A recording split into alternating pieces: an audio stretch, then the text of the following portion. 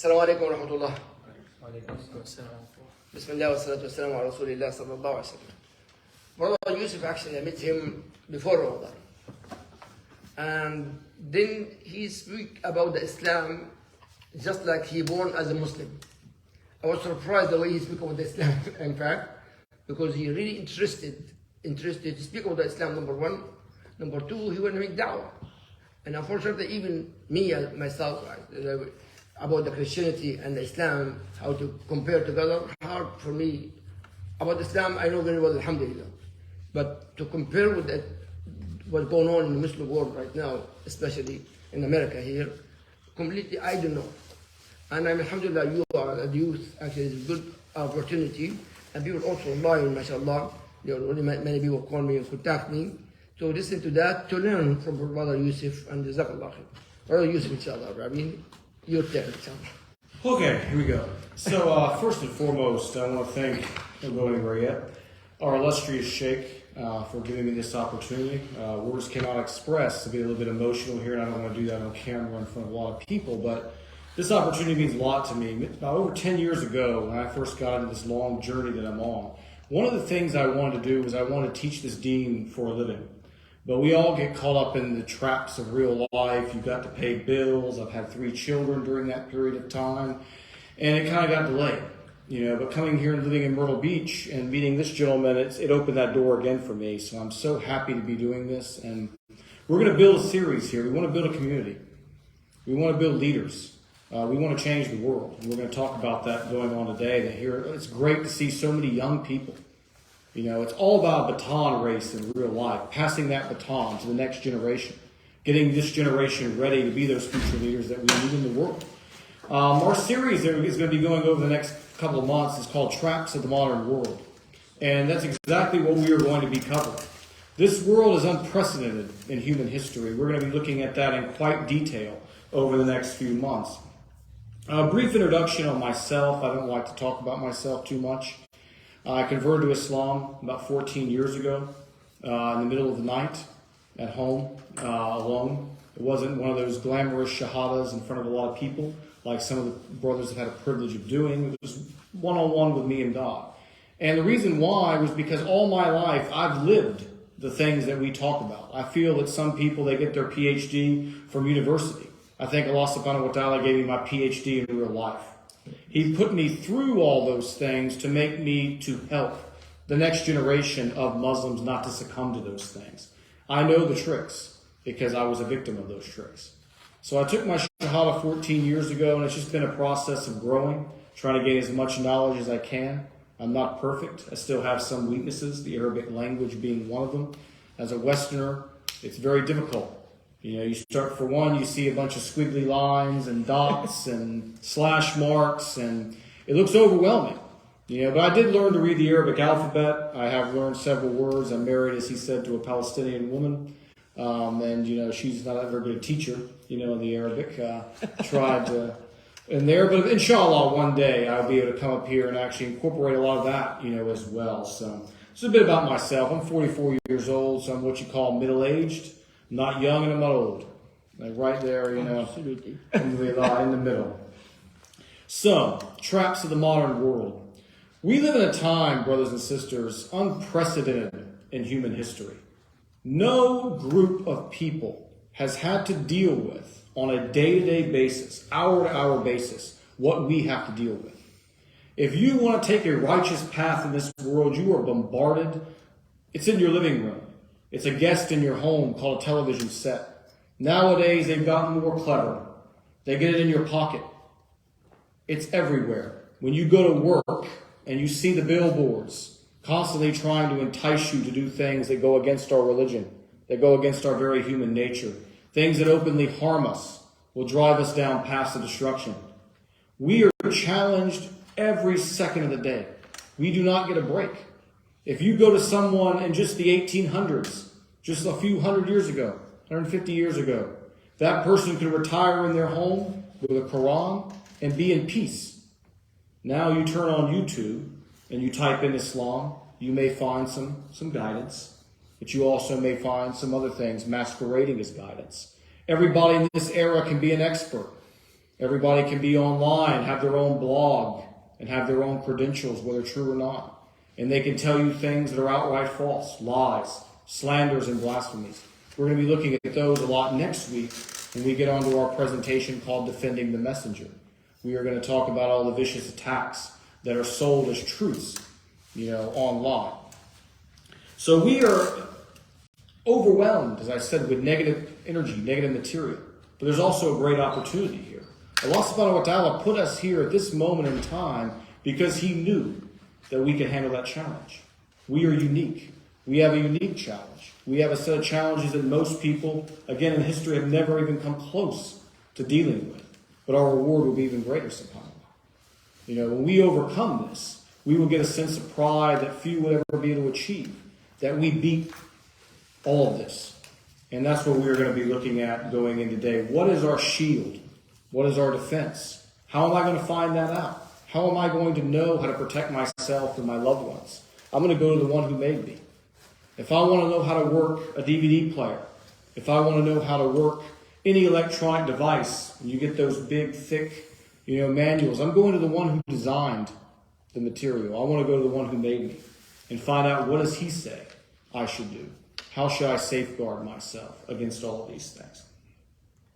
So that being said, all Muslims, new Muslims especially, I want to introduce you to the 5 pillars of Islam. That is going to be the focus of our talk tonight. We are going to be looking at each one of these pillars and how those pillars 1,400 plus years ago still are relevant today. Of course they are, because they came from the Maker Himself.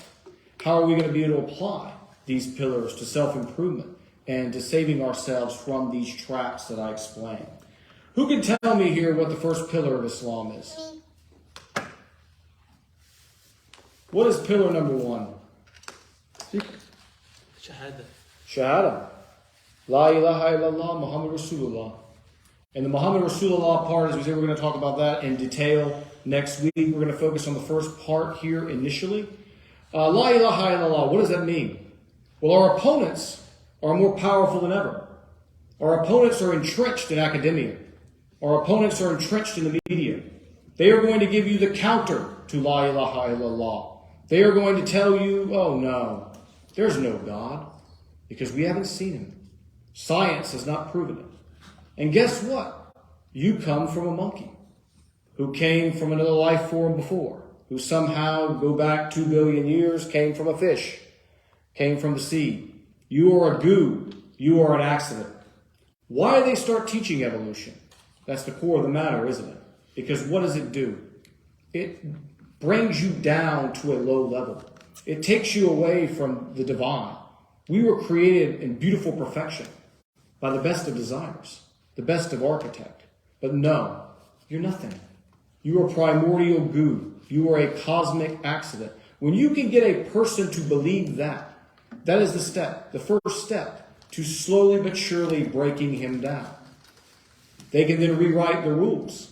There's no one out there who can tell you right from wrong. You've got to be open-minded, as they like to say.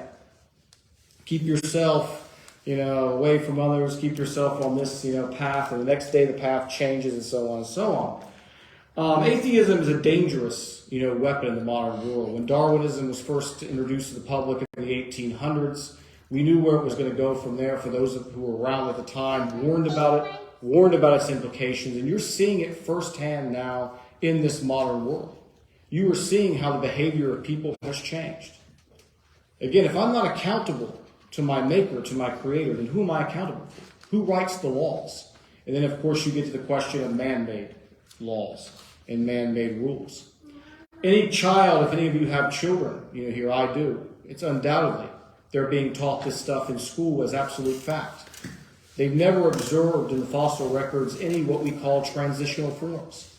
Transitional forms are where you can see one species changing into another. That has never been observed. We've never seen this evolution they speak. We've seen people over the course of time change, and animals change their color, their hair texture, things like that, but we have never seen that type of a monumental, so to speak, change. So our opponents offer us atheism. Another thing our opponents offer us in the modern world is another form of idolatry. The shaitan is not stupid. The shaitan is very clever. If the shaitan came at us in this modern world with stones and rocks, encouraging us to worship statues like people of Noah, like people of the time of the messenger on whom be peace, people would fall for that. Would not fall for that, I'm sorry. People would see it. They'd spot it a mile away. So the shaitan is going to come at you with a different way. He's going to come at you basically with wearing Ralph Lauren shirts. He's going to come at you with corporate worship. He's going to come at you with all these other forms of idolatry that are cloaked behind modernism, cloaked behind something else, taking your attention away from the divine, away from our duties to our community, to our families, and to our ultimate creator. La ilaha illallah is not just any pillar, it's a pillar that all the rest of the pillars stand on. Because I know I'm special, again, going back to my original point, I know I was made for a purpose. Now it's time to find out what that purpose is. I'm accountable to someone. I'm accountable to that one who made me. The second pillar, who could tell me the second pillar? Salah. Salah. So we go back to the one who made me. What does he want from me? Well, that's, of course, again, why we're here, isn't it? Salah is the second pillar of Islam. What is one of the common questions you hear if you introduce yourself to someone who's non-Muslim? If they ask you about the prayer, they say what? You pray 5 times a day. Really? 5 times a day? Don't you think that's too much? Is that excessive? They get puzzled by that. Because again, people have been nowadays, going back to the traps of the modern world, have been so conditioned, to not having accountability or responsibility really for anything. 5 times a day, and also the wisdom behind when those times a day are. You can look at Fajr. When is Fajr? 5 o'clock. In the masjid, 5:05. What's occurring? Sunrise. Sunrise. So you have one prayer at sunrise. Allah telling you this is when the human being should be up. They've done so many experiments on the testosterone levels in men and all the benefits for us being up early in the morning from a health standpoint, from a mental and a physical health. Then your second one, Dhuhr. When? Midday. The apex of the sun, in the sky. Then you have Asr. Between the apex and between, of course, your Maghrib, your sunset. All these prayers line up with the celestial bodies above our heads, that we're a part of this global, beautiful creation of Allah. And we should live and breathe and live within inside that creation and go with its rules. We should flow, so to speak, with the infinite, with what Allah has created for us. That's one wisdom, obviously, behind the 5 pillars. Takbir! I love this. Another one is what my personal, my wife's family is Arab, as I mentioned earlier, and I noticed a lot when I lived among the Arab world, that I was finding it's like you do as you're told because I say so. And I asked a lot of people, why Salah? Well, Allah said so. And of course, if Allah says something, we should do it without question, obviously. But we also should investigate why. Allah is never going to ask you to do something that A, harms you, B, has no benefit. Every single thing He asks you to do is going to make you a better person. It's going to make you healthier. It's going to make you a better husband, a better father, a better community member. Allah is never going to ask you to do something destructive for your body, mind, and soul. So why the 5 times? Because we as humans are constantly in a state of sin and error. I don't even want to tell you how many times I do something I'm not proud of a day. Maybe I think ill will. I jump to conclusions about somebody based on 1 or 2 statements. I know I'm wrong. I can't help but to do it. We make so many small, minor sins. I hope not major ones, obviously. But we make small, minor sins every single day. We have that 5 times to have that conference with our Father, the one that made us. We get to look directly into Him, let Him know, A, we're acknowledging and we're grateful for what He's given us. We obviously do that. We also want Him to know we're sorry and we're doing everything in our power. We as humans, and our good Sheikh here can justify this or validate this, that we were created for the purpose of worship. And a lot of people in the West, they hear that, they think, oh, you're created just to be subservient to someone. What kind of a God would do that? They misunderstand the term ibadah and all the different layers of worship. Ibadah is everything, every day you do, for the sake of Allah. But we're going to talk about some of the additional pillars, about the way we treat, smiling at someone, greeting them. The 5 daily prayers, which we're talking about now, are all acts of ibadah. showing our Creator how grateful we are and how we are going to be the best that we possibly can be. Those 5 conferences that we have per day are ultimate opportunities for self-reflection. That's the essence of the religion. And as a sheikh told me a couple of weeks ago, he said the first thing Allah is going to judge you in paradise is basically on your salah in the day of judgment. How committed were you to your salah? How much did your salah mean to you? And if you're there on one of those guys, I went to the masjid because my father said so, and you're kind of lethargic and you're not really putting all of your intent and your intention behind it, your body, mind, and soul, you're obviously not going to get the benefits, of course, of the salah. Again, the Quran is the owner's manual for life, and the salah is one of those key tools that's going to help us get to where we want to go. It's one of the most important, that's the first pillar. You can say it is the most important. From hour right now, about 1:30 in the East Coast time, all the way to 5, I know I've got to go in front of my Maker again. And I've got to tell him, hey, God, I'm sorry. I did the same bad thing I did at 12 o'clock again. If I have to do that, I'm less likely to do it again. Our opponents, they may go to a service once a week. If that. They may go for 1 hour a week. We don't. A Muslim does not take a day off. We work every day for our Maker and for our Creator. Who can tell me the third pillar? Zakah. One of the questions I heard one time from one of our opponents was they said, you guys have to pay a religious tax. And they referred to zakah as a religious tax. Well, you don't have a choice in it. It's mandatory. Well, there's a difference between the taxes that you pay to a secular government and the taxes we pay for zakah. Big fundamental difference. But we're not going to focus on those. We're going to mainly focus on the spiritual, benefits of zakah. As I talked about, the main focus of this lecture is on the traps of the modern world. And one of them is greed and selfishness and materialism. And these are qualities you can see now, and it's disturbing image after disturbing image in social media. There was one where there was a woman on the side of the road and her car was on fire. Nobody bothered to stop. Everybody just took their phone out and they went like this as they drove by and they just took a video of it.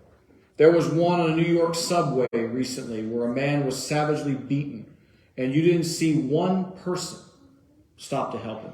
But everybody stopped to pull out their video to make sure they captured it on video. Is this what we've become?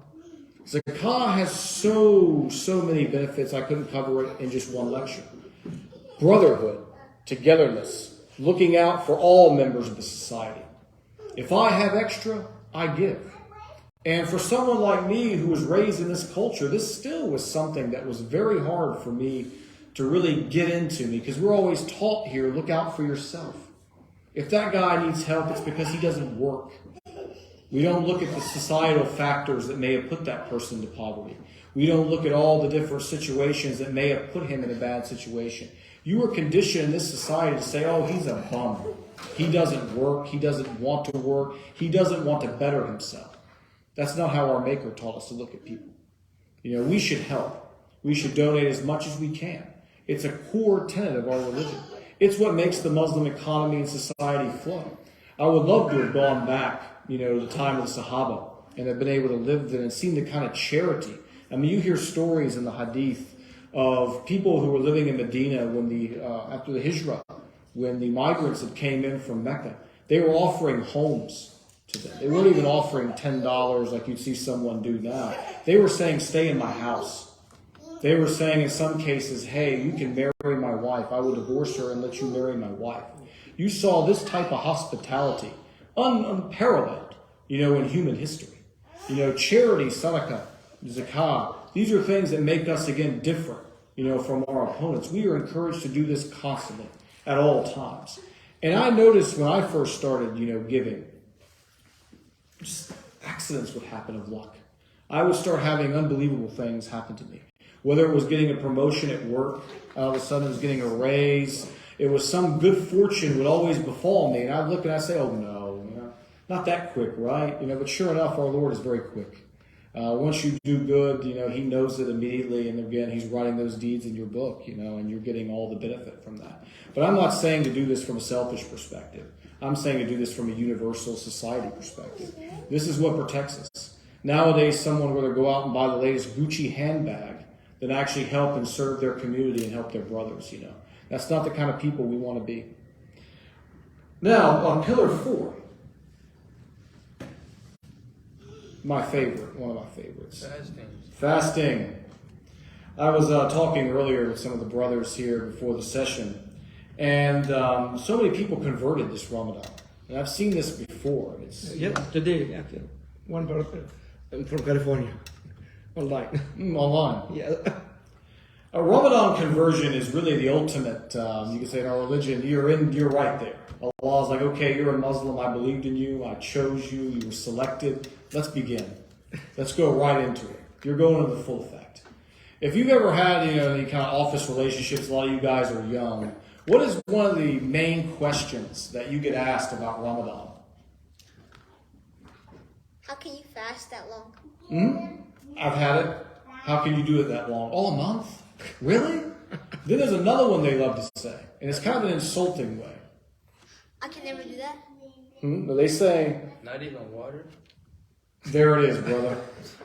That is something I've talked to Muslims in like 7 countries, as well as here. Not even water? You know, what kind of God would do that? But this, again, this is a whole lecture, and I was kind of regretting trying to put all these into one. I think we should have done one per day, and we'll get to other more detailed things, because fasting is so beneficial in so many different ways, both on a physical level as well as a spiritual level. And we're talking about, again, the modern world. We're talking about all these traps. If you can go 30 days from sunrise to sunset without drinking a glass of water in the humidity and the heat, I've done it in Saudi Arabia in the middle of August, I've done it here in Myrtle Beach, South Carolina. If you can say no to your desires for that long, for 30 consecutive days, you're a made man. You can say no to your desires for any other endeavor in your life going further. That's one of the chief benefits of Ramadan. Self-control, willpower, having the ability to tell the shaitan no, not happening. How many times during a day in Ramadan is your mind telling you, just one day, it's not that bad, one day. You always have that moment, you know, of weakness. And we always overcome it. And we come and we get together at night, we have our iftar, we pray, and we celebrate. We did it. Every day is like that for a Muslim. Constantly fighting off challenges and desires and overcoming them. And if you can restrain from water, you can do anything. Another wisdom behind this is Ramadan, I always call it a reset button. It is the ultimate reset button in the life of a Muslim. Every year you get into sometimes bad habits. You got some children playing in the back. One of them is my own. So a little bit of a moment for his mother to deal with him. It's the ultimate reset button in our lives. I look forward to Ramadan so much because through the course of the year, again, we're human. We develop bad habits. We may miss a salah. We may miss a fajr. We start getting up late. Oh, I got to work. I don't want to get up for fajr. Then I might go back to bed. All that stuff starts trying to creep in. But you have that one moment, okay, let's stop it. Let's build it back up again. Let's get right back into the good habits.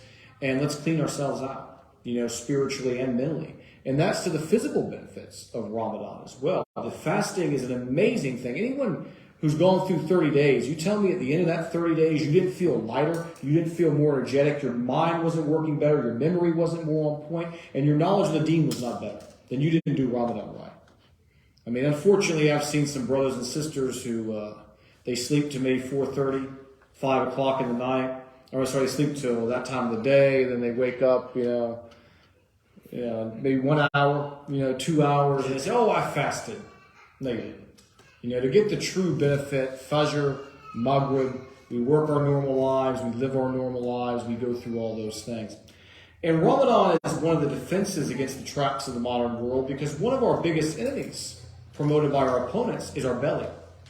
Yes. Again, going back to when we talked about the access to technology, we have never lived in a time in human history where we can literally get into a vehicle and drive 1 minute and be able to eat anything our heart desires, more bad than good.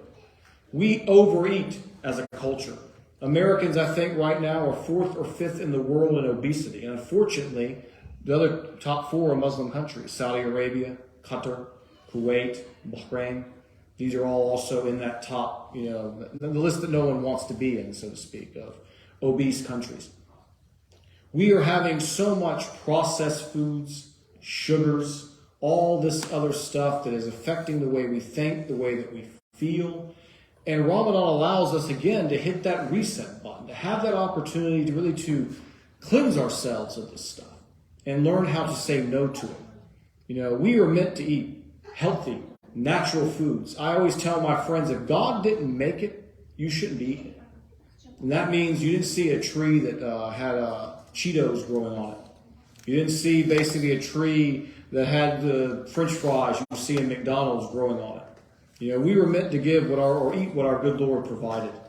His fruits, His meats, all these things, raw, organic, natural foods. We're going to do a course maybe in a month or so as we get to the end of this series about all of these issues, where we're going to go into nutrition and dieting and building health, because this is something our Ummah needs, and I've seen this firsthand around the world.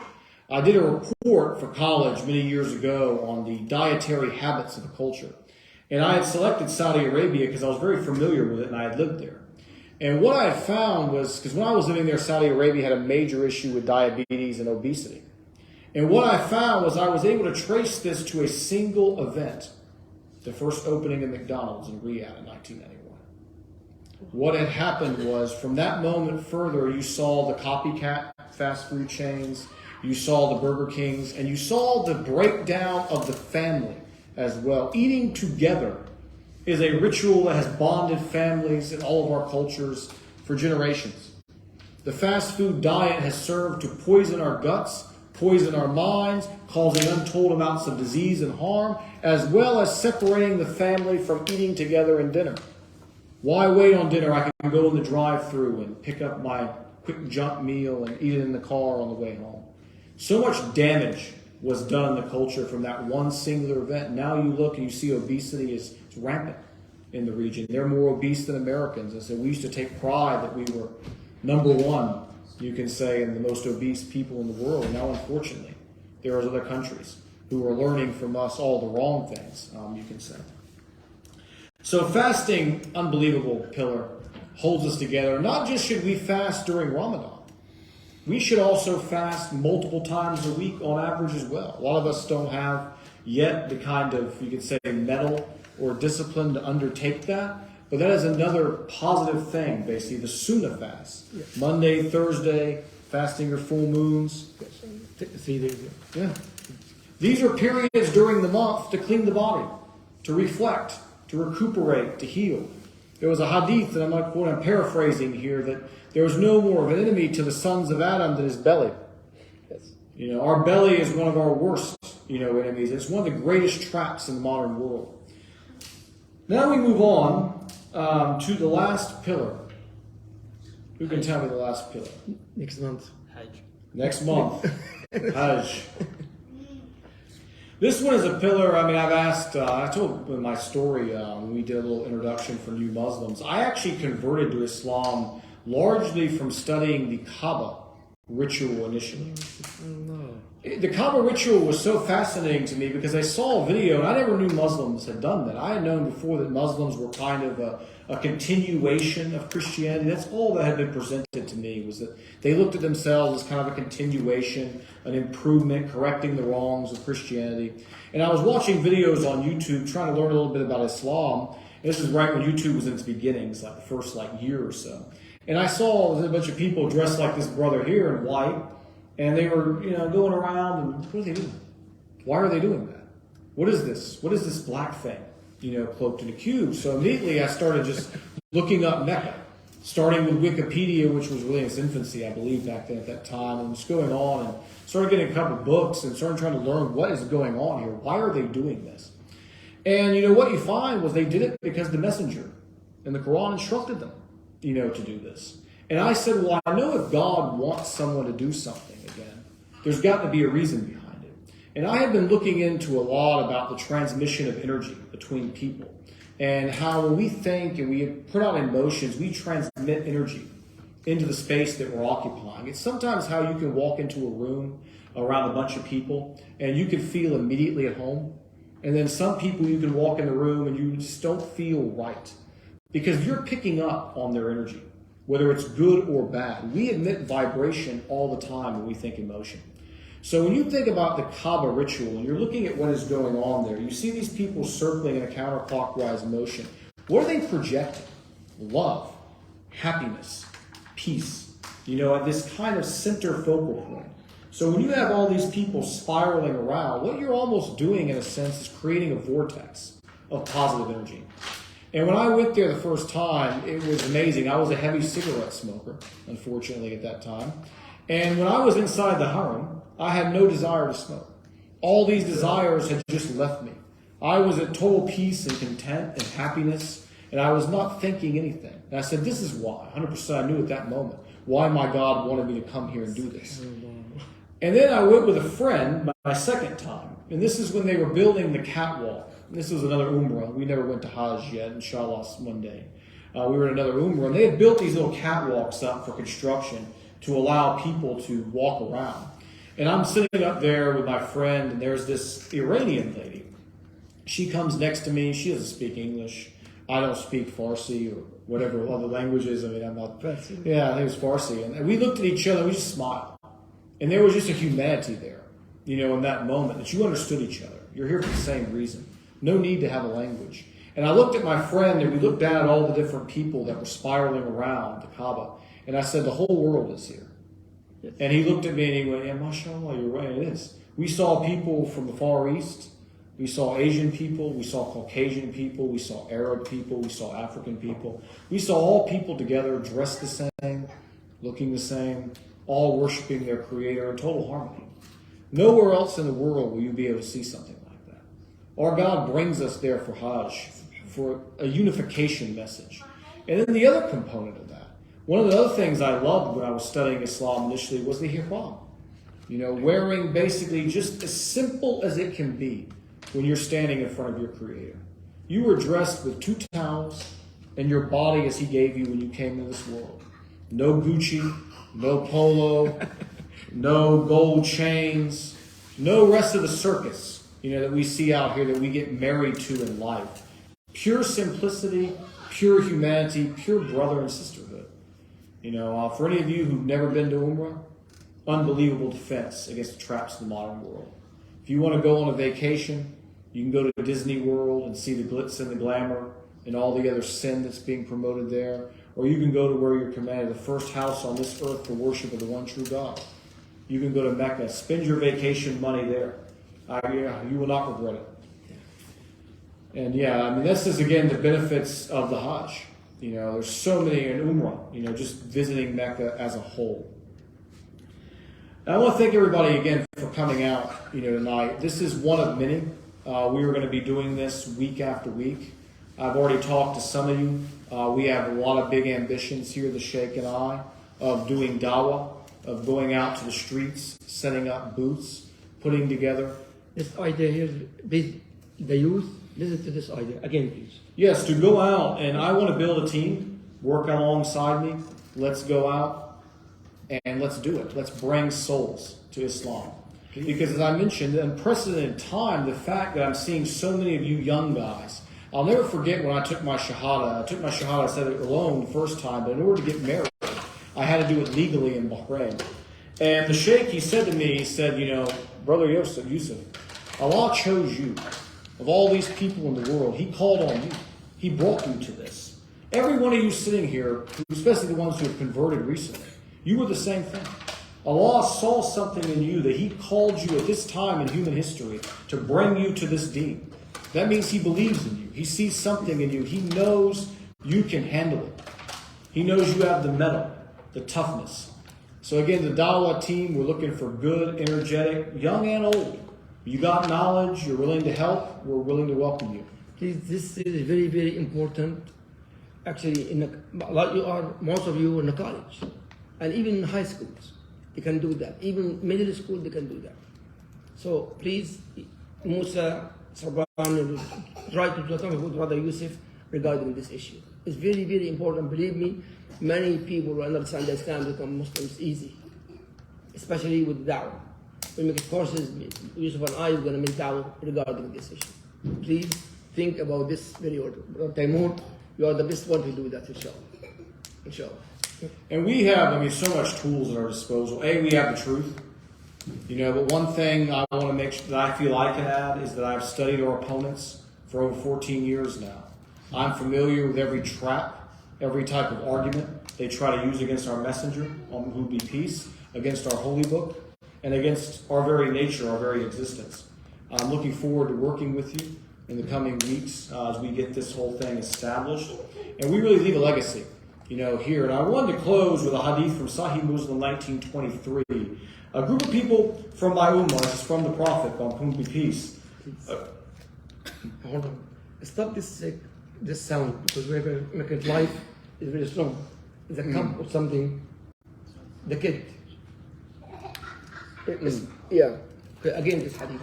Yes, this hadith comes from Sahih Muslim 1923.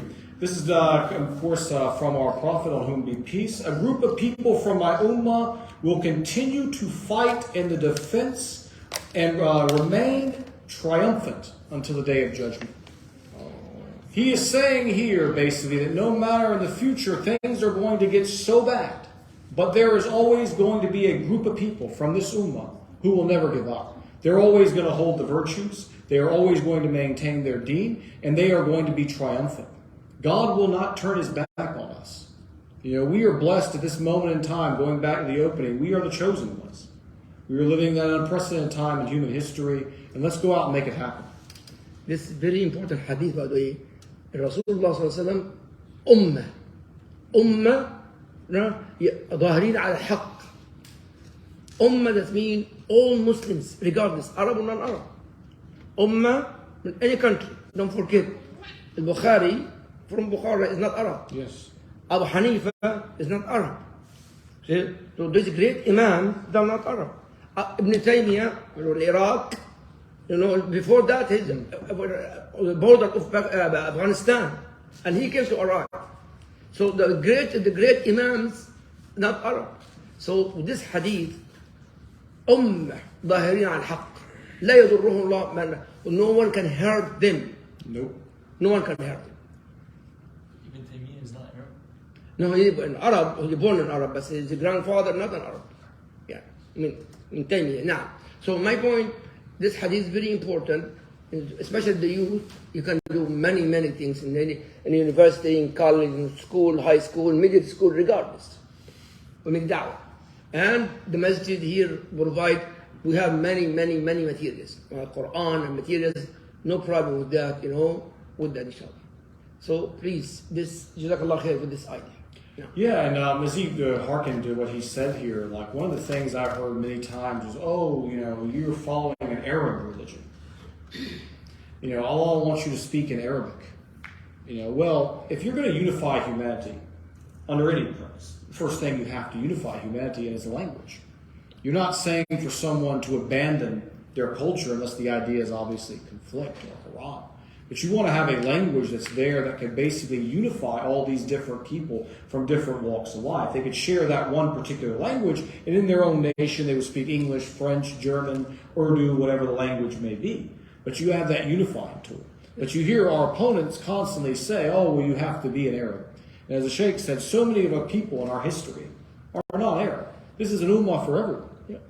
This is the last messenger. This is for all of humanity. It wasn't a regional prophet. The global, prophet. So back to the hadith, we are that chosen. I believe we are living in that time. Unprecedented change, unprecedented challenge. Let's go out and make it happen. And our goal is to have this masjid filled up on Saturday nights. Not just for these, but for other events. To continue to build here and grow. And see the community active. Because right now what we are seeing is people come and they pray and they go home. And masjid is supposed to be so much more than that. Any questions? I know you're going to ask. Who is Allah? That's what people are going to ask you, right? If you're going to cook that one. Perfect. I heard so many fun ones on this. That question goes online. He's asking, who's Allah? That's the question. Who's Allah? Subhanahu wa ta'ala. One of our major opponents, obviously, in this country, being the Christians, have used some stuff that's been circulating online for quite some time. They say Allah is a moon god. What? Moon? A moon god of pagan Arabia. This is one of the more common accusations. And I always love this one because I tell them, and every Christian has seen The Passion of the Christ directed by Mel Gibson. If you go to a scene in The Passion of the Christ where Jesus is talking to God, he says it, and the whole movie is in Aramaic. Aramaic is, of course, Arabic, say mother, sister, brother language, you can say. And Aramaic, basically, Allah is the term for God. Yes. So in the very film that Christians swear by, a film that broke box office records for the most views at that time, Jesus calls God Allah. And I've said that to Christians on many occasions, and you really kind of get this kind of, I said, well, you're Jesus. When he was talking to God, he said Allah. If you believe Mel Gibson's film, obviously, which, again, that's kind of, you catch him in that. So who is God? The one and the only. God challenges us in the Quran numerous times about his divinity. Ask yourself, how are the birds flying in the sky? Ask yourself, how are all these things happening? How did something learn to fly? Or was it programmed, to fly? So, in your question, who is Allah, the God, the one, the only? And they are going to ask that question. And they're going to ask you, of course, is this a specific, God? Is this something personal to Arabia? And we are going to say no. We are going to tell them the truth. This is the same God of the Old Testament. It's the same God your Jesus prayed to, and it's the God that we're praying to today. I hope I answered your question. Okay. More? Okay, more. No questions? No. Okay. All right. Jazakallah khair, Brother Yusuf. And so I'm learning actually with this kind of session. I learned a lot about my deen. Jazakallah khair. And actually you speak about a very important topic, about the topic of nutrition. And my wife actually once gave a lecture.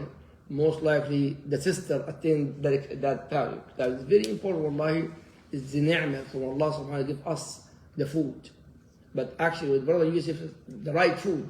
In fact, when you say Saudi Arabia, the McDonald's and this in Saudi Arabia divided the family. Everybody go home, through food, got McDonald's, this one, and actually no one come home eating alone. This topic, inshallah, we're gonna concentrate more. Maybe my wife will be here also regarding this issue. Definitely. Okay, any more sister questions? All right, inshallah. Yes. Why is it important to actually learn my deen? Why is this important? Okay. Of course, you have your obvious reason. Another question. Can't I just live according to the society's rules? Why do I need this? You are communist? Well, perfect question. Oh, you wanted to? No, I said you are a communist. You want to say the question on there, or you want me to answer? Oh yeah, say what the question first. What do you answer? He's asking why is it important to follow this deen? Wouldn't it be, more easier just to go out and go with the flow and live with the life? And that's a very excellent question. Let's pretend the hellfire doesn't exist. I want to take this on from a different perspective. Because our God is so brilliant, it goes far beyond the surface of it. So let's pretend there's no hellfire. There's no afterlife. But there's still a God. He's still asking you to do these things. If you follow the ways that you see out there in the world, you will be on a path to mental breakdown, physical breakdown, depression. You look at everything our opponents are selling. What are they selling? Instant happiness, instant gratification. You go out there and you buy this product. How long were you happy? 5 minutes? 10 minutes? Then you're out there immediately trying to slave to save the money to go out and buy another product again to get that same happiness. Same thing when someone takes drugs. You talk to drug addicts, and I've talked to many over the years. One of the things they'll say, I was always chasing it. I never could get the original back. I was always chasing that high. I was spending all my time and my effort working for the next one, the next one, the next one. And it was never as good as the previous one. I would get 10, 15 minutes of relief, only to be right back in the same predicament that I was in before. When we follow what God says, we live a clean life, we live a balanced life, we live a spiritual life. So even if there was not a hellfire, I would still follow Islam. Because we can have Jannah here on this earth by following what Allah subhanahu wa ta'ala says. By having strong together families, having unity, having brotherhood, all the things I've talked about, a clean body, a clean mind, good physical health. All those things are the reason to follow Islam. Now, of course, we have the whole big component about our afterlife and how we're going to be looked at on the Day of Judgment. That's more than the icing on the cake, so to speak. but just following the tenets of Islam are going to bring you happiness. And one of the things I've really struggled with is trying to convince some of our opponents I meet at work and in circles, well, you give up so much. How can you be happy with that? You don't drink, you don't do this. How can you have fun? How can you live? You know, and all these type of things. And they really have been so entrenched with this type of thinking that they have no clue at all that they are marching themselves to destruction. One more question. Is there another way other than Islam that I can take? Well, you want to talk about conventional ideologies. Let's start with one of our chief opponents, obviously, here in the United States. If you want to be a Christian, I think you were raised a Christian, brother, correct? More or less. Mm-hmm. What is the main tenet of Christianity? To accept that Jesus died on the cross for our sins. Bingo. So me, right now, sitting here, I can go out, literally, and commit life, what they should, inshallah. Yeah, the brother was saying, of course, the main premise of Christianity is that Jesus Christ died on the cross for our sins, as they would call it. Now, what does that mean? Now, the main core of that is, as he's asking about other ideologies, is that God, in order to forgive us, had to shed blood. And then some say he had to sacrifice himself to forgive us. It's really, we'll talk about them in the coming weeks in a couple of lectures. Yeah, like that's really go after some of these core beliefs, but that is the main premise. So I can sit here and sin limitlessly, basically, and say, Jesus, you died for me on the cross, I'm full of sin, and I will be forgiven. There's really no extent to it. I was talking to one of the brothers earlier. You were asking about other religions other than Islam. How do you know it's from Allah subhanahu wa ta'ala is the one true creator? Is because you will find every answer within his deen. If someone asks me, if I die, who in my family is going to inherit money? I can go to the Quran. If someone asks, me and my wife are having problems, how should we go about saving our marriage? The Quran will tell you. Have a council, have a meeting, bring members from her family, bring members from there, try to save the marriage. You want to talk about paying, charity. You can go to the hadith, how much, what percentage. You're going to find your answers. You want to know these things in the Bible, and you open up the New Testament, where are you going to find them? You're really going to find absolutely nothing. You are going to find a story told in 4 different perspectives with major contradictions, and you're not going to be able to find the full greater picture from that. You're not going to answer all of these societal questions. Islam is a full nation state. Every aspect is covered. If the one creator is going to make a revelation, he's going to give me everything. He's not going to give me part of it and make me have to deduce the rest. He's going to say, here it is, laid out, find the wisdom in it, and apply it. And that will be for our main opponents here. Now you can go to atheism and ask, what does atheism imply? And again, the human being is his own worst enemy. If you don't believe you have to be accountable to anyone, and you don't have a set rules, it's complete anarchy and chaos. You look at most atheists, prescription drugs, depression. I've met so many of them.